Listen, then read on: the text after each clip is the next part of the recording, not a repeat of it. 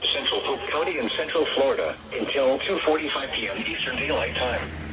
At 2:31 p.m. Eastern Daylight Time, a severe thunderstorm was located over Lake Wales, moving northeast at 45 miles an hour. Hazard, 60 miles an hour wind gusts and quarter-size hail.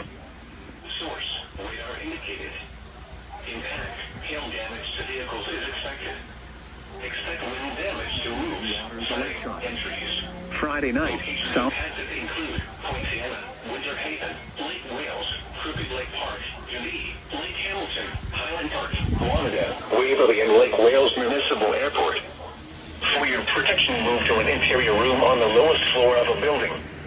Repeating, a severe thunderstorm warning has been issued until 2:45 p.m. Eastern Daylight Time for the following county: Polk, Florida.